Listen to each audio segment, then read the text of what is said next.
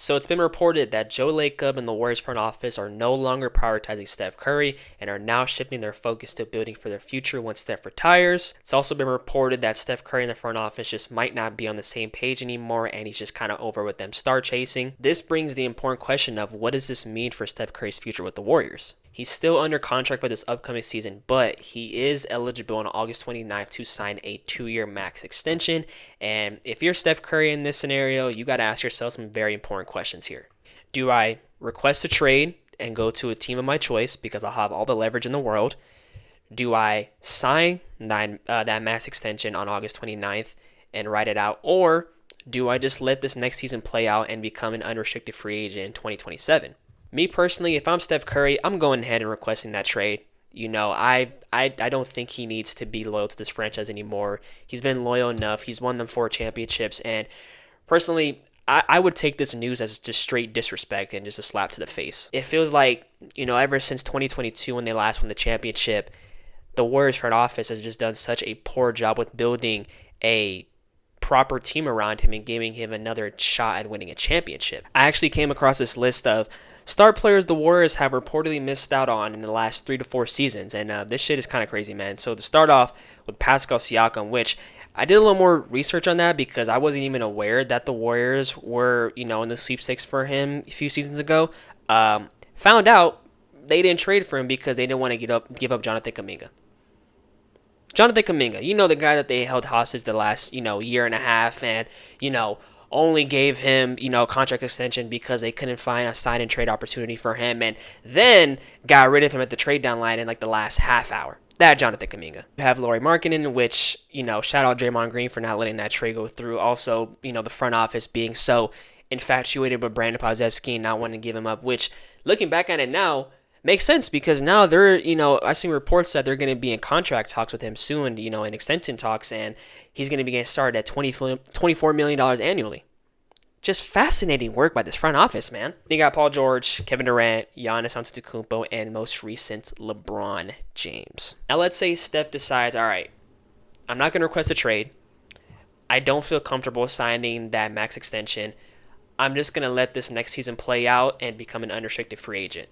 My counter to that would be, do you really want to play for this franchise knowing that your co-star Jimmy Butler is not going to be there next year, right? Because he's going to be recovering from a torn ACL, which means that a lot of the offensive load is going to be put on your shoulders because there's no secondary scorer and there's not, any realistic avenue for the Warriors to get you in their secondary score because that would include trading Jimmy Butler, but he's currently viewed as a negative contract. And again, with the news coming out that the Warriors are, no longer prioritizing him and just basically moving him off to the side and saying, hey man, we can't win a championship with you anymore.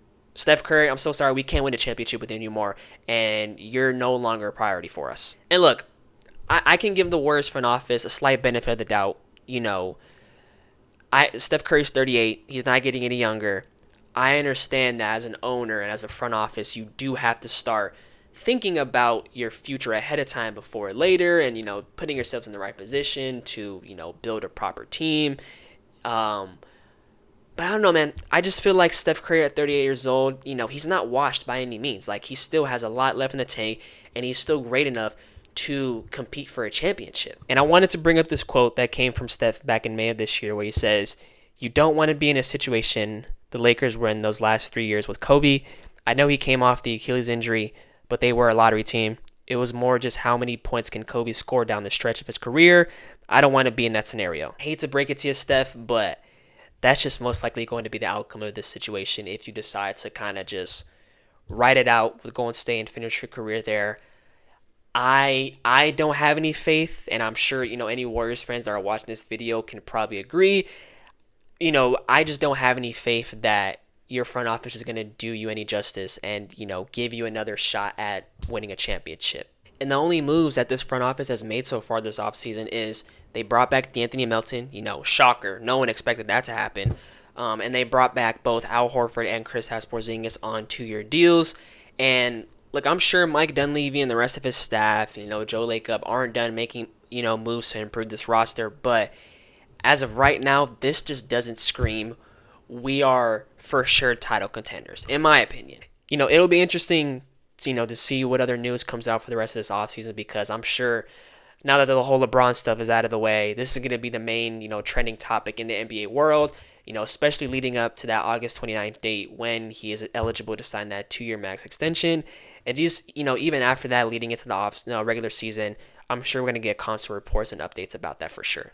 Let me know how you feel in the comments down below. If you agree with me when I say that he should just go ahead and just request that trade and he doesn't need to remain loyal to the franchise anymore, or if you feel the complete opposite and you think that he should just sign that 2-year extension and just, finish out his career in Golden State. I do want to mention one more time that I am a part of an NBA podcast called Baseline Breakdown with my homie Adriel. That's just another place that you can find me for some more great content, surrounding the NBA.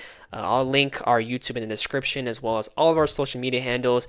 Make sure to go follow us if you're looking for some more great content. Appreciate y'all for watching this video, and I'll see y'all when I see y'all. Peace.